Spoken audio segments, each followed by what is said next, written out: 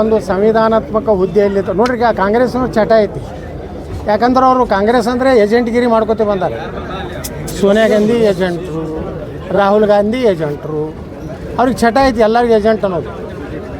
ಘನತೆವತ್ತ ರಾಜ್ಯಪಾಲರು ಅವ್ರು ಯಾವುದೇ ಪಕ್ಷ ಅಲ್ಲ. ನಾ ಕಾಂಗ್ರೆಸ್ಗೆ ನೇರ ಆರೋಪ ಮಾಡ್ತೀನಿ, ನಮ್ಮ ರಾಜ್ಯಪಾಲರೊಬ್ಬರು ದಲಿತರು ಅದಾರ ಅಂತೇಳಿ ಈ ರೀತಿ ಅಪಮಾನ ಮಾಡಕತ್ತಾರೆ. ಅವರೊಬ್ಬ ಹಿರಿಯ ದಲಿತ ಮುಖಂಡರು, ಈಗಿನ ರಾಜ್ಯಪಾಲರು. ಅವ್ರಿಗೆ ಅಪಮಾನ ಮಾಡೋದು, ಅವ್ರಿಗೆ ಸಡ್ಡು ಹೊಡಿಯೋದು, ಅವ್ರಿಗೆ ಧಿಕ್ಕಾರ ಮಾಡೋದು, ತಾವೇ ಅರ್ಬಿ ಹರ್ಕೊಂಡು ನಾಚಿಗೇಡಿ ವ್ಯವಸ್ಥೆ.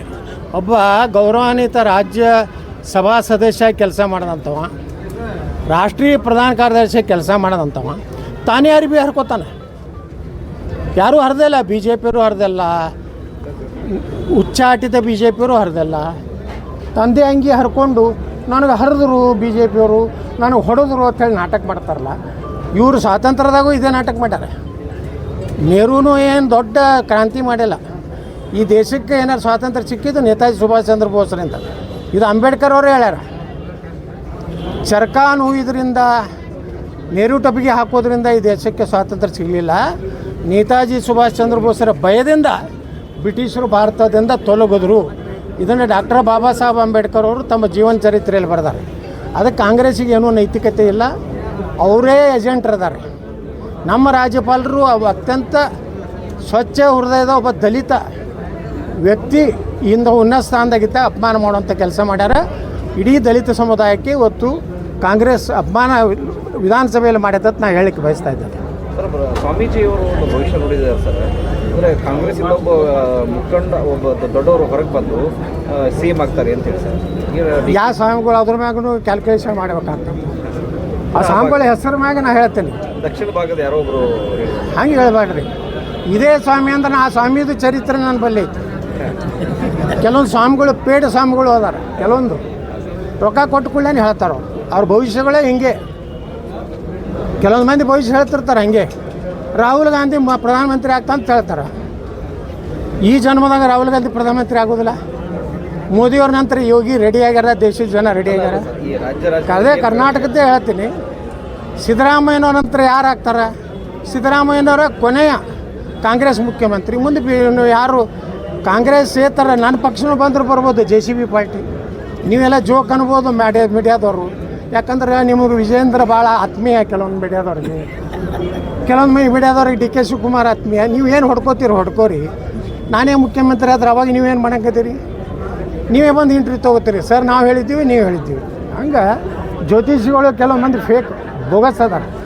ಅವ್ರು ರೊಕ್ಕ ಕೊಟ್ಟು ಕೂಡಲೇ ಒಂದು 10-11 ಲಕ್ಷ ಕೊಟ್ಟು ಪಾದ ಪೂಜೆ ಮಾಡಿದ್ರೆ ಹೇಳ್ಬಿಡ್ತಾರೆ ಇವರೇ ಮುಖ್ಯಮಂತ್ರಿ ಆಗಲಿ, ಇವರೇ ಏನು ವೀರಶೈವ ಮಹಾಸಭಾ ಅಧ್ಯಕ್ಷರಾಗಲಿ ತಿಳ್ಕೊತ ಅಡ್ಡಾಡ್ತಾರಲ್ಲ, ಅವ್ರ ಘನತೆಯನ್ನು ಅವರೇ ಕಳ್ಕೊಳಕತ್ತಾರೆ.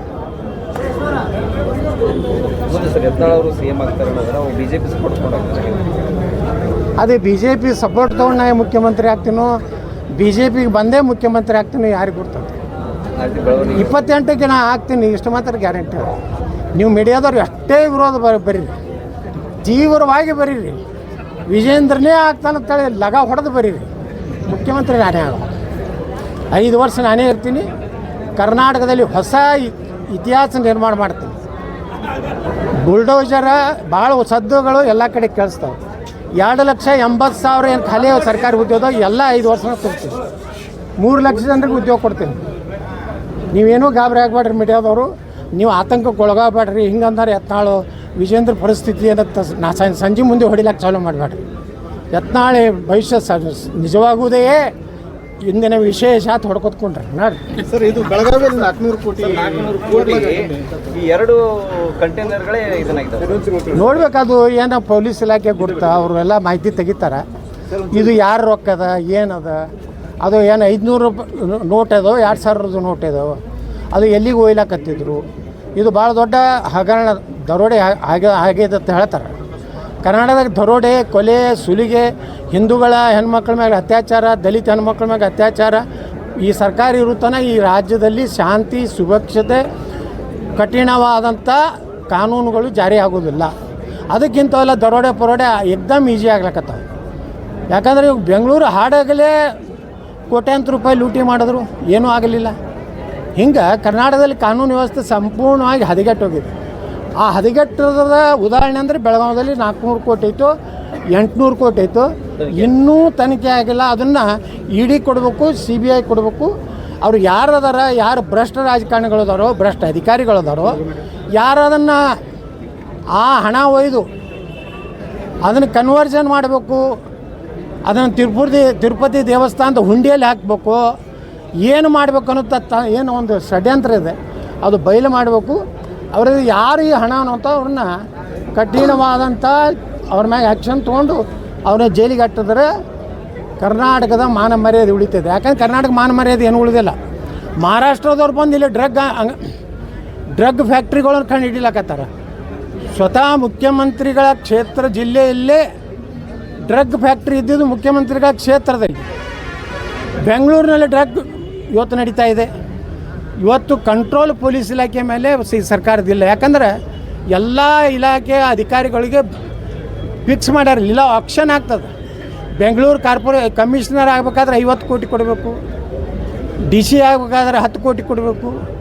ಎಲ್ಲೆಲ್ಲಿ ಒಳ್ಳೆ ಪೋಸ್ಟ್ ಅದಾವಲ್ಲ ಲೀಲಾವ್ ಆಗ್ತಾಯಿದೆ.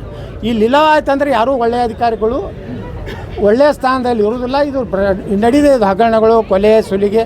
ಮತ್ತು ಅವ್ರಿಗೇನೋ ನಮ್ಮ ಗೃಹ ಮಂತ್ರಿಗಳಿಗಂತೂ ಏನೂ ಪಾಪ ಏನೂ ಗೊತ್ತಿಲ್ಲ.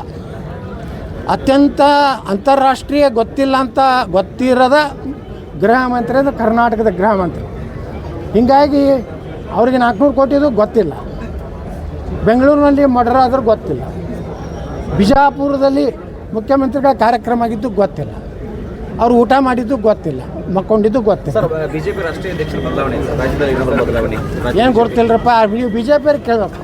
ಇಲ್ಲಿ ಒಂದಿಟ್ಟು ಮುಂಜಾನೆ ಹೇಳ ನಾವು ಪ್ರೆಸ್ ಮೀಟ್ ಮಾಡ್ತಾವಲ್ಲ, ಮನೆಯಿಂದ ಏನದು ಚಾ ಮತ್ತು ಉಪ್ಪಿಟ್ಟು ತಂದು ಅವಕ್ಕೆ ಕೇಳ್ರಿ ರಾಜ್ಯ ಅಧ್ಯಕ್ಷ ಬದಲಾವಣೆ ಆಗ್ತೈತೋ ಇಲ್ಲೋ. ರಾಜ್ಯ ಅಧ್ಯಕ್ಷರನ್ನ ರಾಷ್ಟ್ರೀಯ ಅಧ್ಯಕ್ಷರಿಗೆ ಹೋಲಿಸ್ಲಿಕ್ಕೆ ಹೋಗ್ಬೇಡ್ರಿ. ರಾಷ್ಟ್ರೀಯ ಅಧ್ಯಕ್ಷರ ಸಿಲೆಕ್ಷನು ಪ್ರಧಾನಮಂತ್ರಿಗಳು ಮಾಡ್ಯಾರ. ಅವು ಒಳ್ಳೆಯವ್ರು ಇರಬೇಕು, ಪ್ರಾಮಾಣಿಕ ಇರ್ಬೇಕಂತ ನನಗೆ ಅನ್ನಿಸ್ತದೆ. ಅದು ರಾಜ್ಯಾಧ್ಯಕ್ಷರನ್ನ ಯಾರು ಸೆಲೆಕ್ಷನ್ ಮಾಡ್ಯಾರೋ ಅವ್ರಿಗೆ ಸನ್ಮಾನ ಮಾಡ್ಬೇಕಂತ ಮಾಡೀನಿ. ನಾ ಏನು BJP ಅವ್ರಿಗೆ ಹೋಗಿ ಕೈಕಾಲು ಹಿಡಿದು ಪಾರ್ಟಿಗೆ ತೋರಿ ತಪ್ಪಾಗೈತಿ ಕ್ಷಮೆ ಮಾಡಿರಿ, ವಿಜೇಂದ್ರನೇ ನನ್ನ ಬಾಸ್ ಅನ್ನೋ ಮಗ ಅಲ್ಲ.